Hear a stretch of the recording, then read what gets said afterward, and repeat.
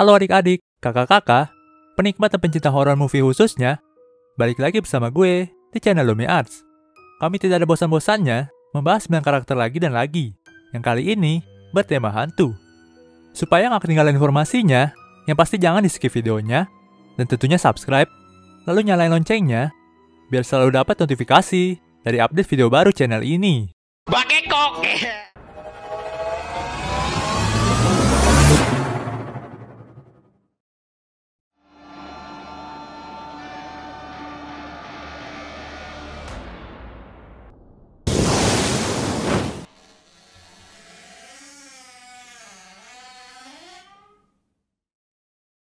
Pertama, Mr. Babadook. Mr. Babadook adalah antagonis utama dari film horor Australia tahun 2014 dengan nama yang sama.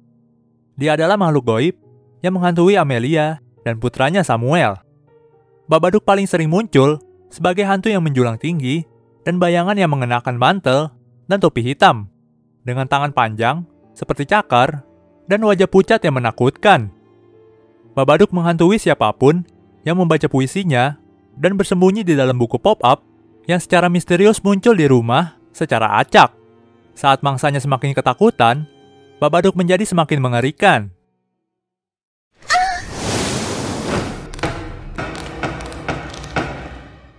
Kedua, Mary Shaw. Mary Shaw adalah antagonis utama dari film horor Supernatural tahun 2007 yang berjudul Dead Silence. Dia adalah mayat hidup ahli boneka ventriloquist yang kehilangan suaranya dan membalas dendam terhadap kota kecil yang bernama Ravensfair. Mary Shaw lahir pada tahun 1869 sebagai seorang anak. Dia tidak punya teman dan hanya ditemani oleh bonekanya.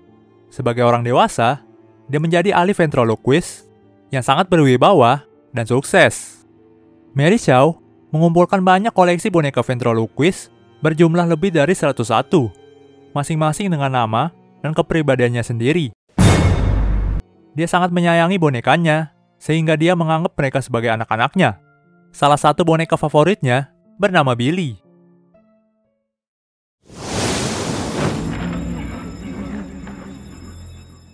Ketiga, Kayako Saeki. Kayako adalah antagonis utama di beberapa 9 series filmnya. Salah satu dari 2 antagonis utama bersama Sadako di Sadako vs Kayako, dan antagonis menyeluruh di film The Grudge pada tahun 2020. Kayako dibunuh oleh suaminya karena cemburu. Dia mengira berselingkuh dengan pria lain. Akibatnya, dia kembali sebagai hantu pemarah dan pendendam yang hanya mencari kematian, kehancuran, dan kelanjutan dari kutukan yang tidak disengaja yang membuatnya tidak bisa beristirahat. Kayako memiliki banyak kemampuan yang membuatnya menjadi kekuatan supernatural. Dengan kemarahan dan kesedihan yang dia hasilkan, membuatnya kembali sebagai hantu kuat yang membawa kutukan Ju-on. Kutukan tersebut memberinya kemampuan yang tidak biasa, seperti kecepatan supernatural, kekuatan supernatural, serangan rambut, regenerasi, teleportasi, perubahan bentuk, dan ilusi.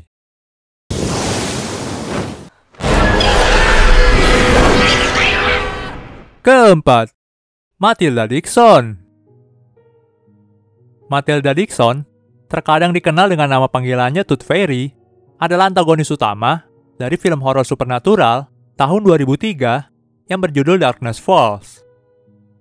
Dalam film tersebut, dia adalah mayat hidup dan momok pendendam yang membunuh siapa saja yang melihatnya saat dia muncul untuk mengumpulkan gigi bayi terakhir seorang anak.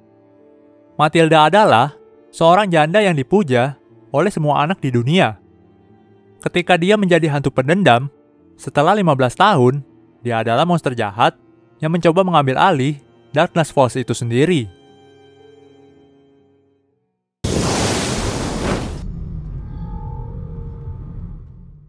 Kelima, The Man Who Can Breathe.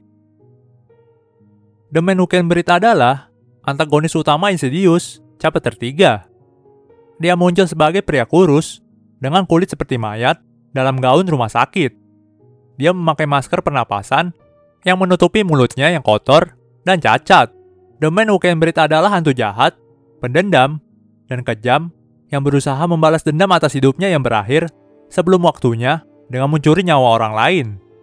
Dia mampu merasuki orang yang biasanya untuk membuat korbannya bunuh diri.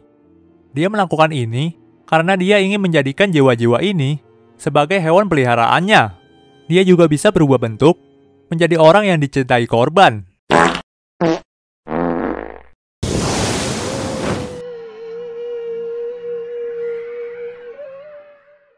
Keenam, Pazuzu. Pazuzu adalah antagonis utama dari franchise The Exorcist. Ia adalah iblis kuat yang didasarkan pada sosok mitologis yang berasal dari budaya Babilonia, di mana ia dianggap sebagai raja iblis angin dan putra dewa Babilonia Hanbi. Pazuzu sering digambarkan sebagai kombinasi bagian tubuh hewan dan manusia, yang memiliki tubuh manusia, kepala singa atau anjing, kaki bercakar seperti elang, memiliki sayap, ekor kalajengking, dan buntut ular. Sebagai sosok iblis, ia memiliki kekuatan supernatural seperti kekuatan iblis, sihir gelap, biokinesis, telekinesis, umbrakinesis, kontrol kutukan, dan keabadian.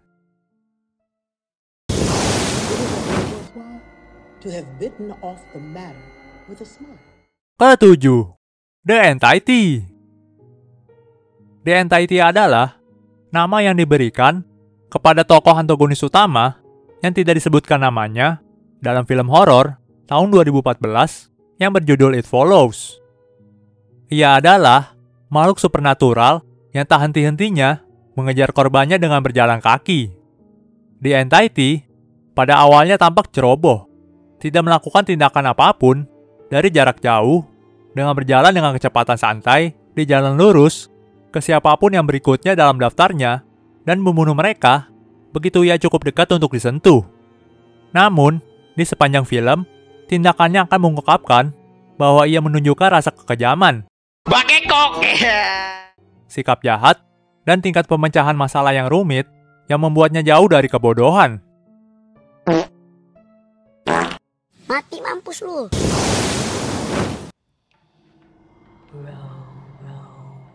Ke-8, Michelle Crane. Michelle Crane, juga dikenal sebagai Woman in White, adalah antagonis menyeluruh di franchise Insidious. Berperan sebagai antagonis yang tak terlihat di Insidious dan salah satu dari dua antagonis utama bersama putranya dari Insidious Chapter 2. Seorang wanita mengenakan gaun putih panjang adalah hantu ibu Parker Crane yang keras dan kejam, yang menghabiskan seumur hidup melecehkan putranya sendiri sejak masa kecilnya. Tidak senang bahwa alam memberinya seorang putra daripada seorang putri, dan bertanggung jawab atas pemicu pembunuhannya.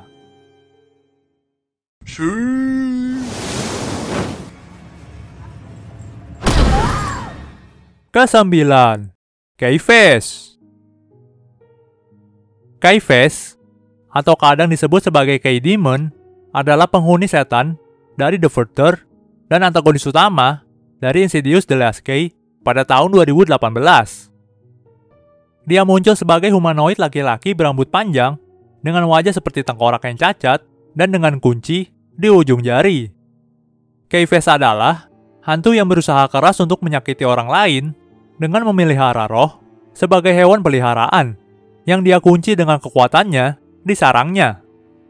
Dia tidak melakukan itu hanya untuk kesenangan yang sadis, karena dia memakan emosi negatif yang berdenyut dari penderitaan orang lain. Oke, mungkin sampai di sini dulu aja penjelasan singkatnya dari karakter horror movie.